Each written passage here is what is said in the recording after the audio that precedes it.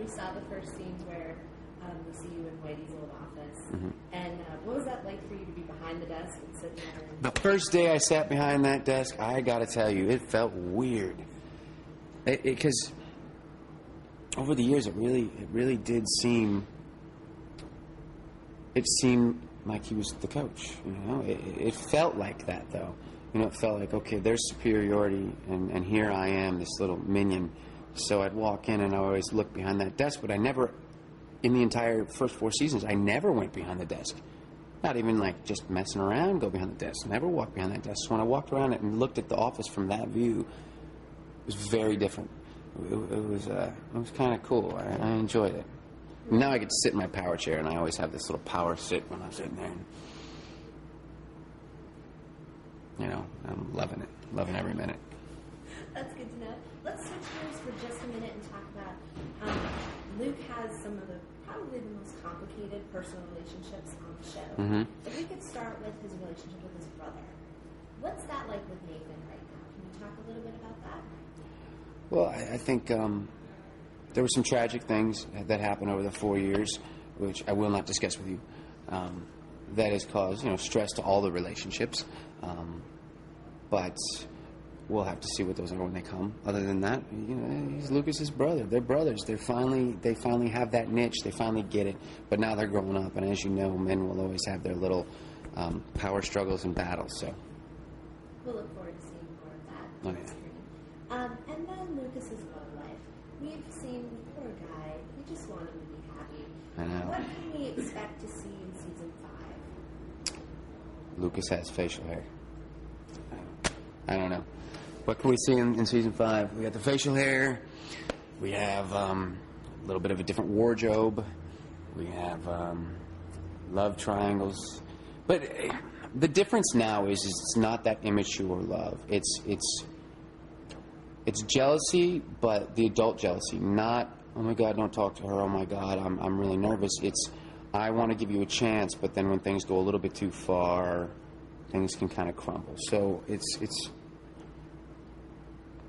still love problems in relationships, but I'm in hell. That's an endless tale we all deal with.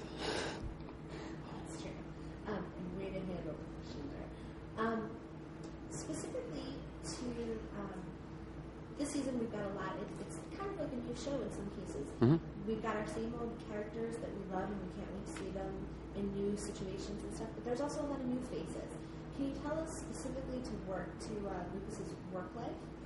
Some of the new characters that he's coming in contact with this season. We have, to be honest, we have a great new cast this year. We do. We have a great girl. Her name's Michaela McManus, and she's my editor. Little boy Jackson, Nathan and Haley's son. We have a great kid. His name's kick me in the face. What the fuck is his name? Robert Jones? Robbie Jones. We have a guy with 2 first names. His name is Robbie Jones. I like Jones as a first name, to be honest. No, I'm kidding. His name's Robbie Jones. He's a really, really great kid. He's one of the basketball players who we've all created a relationship with. We just have really a great new cast, and it really seems like everybody's in a good place. I know I am. I'm in the best place I've been in years. I'm happy. I located a thing called the gym. See, we're going to go back into this again. Did you know that there's actually places in this world, in this country, where when you walk in the door, you can exercise in this place? Like, you run on this thing called a treadmill, you go nowhere. Nowhere. You don't get shin splints or anything like that. And I discovered that this place exists. And it kind of feels nice to actually get in shape. And I'm taking care of myself. So, no, I'm in a good place. That's good to know. Yeah. Going back to Quentin for just a moment. Going back to Quentin. A quick follow-up Yes. that I meant to ask earlier.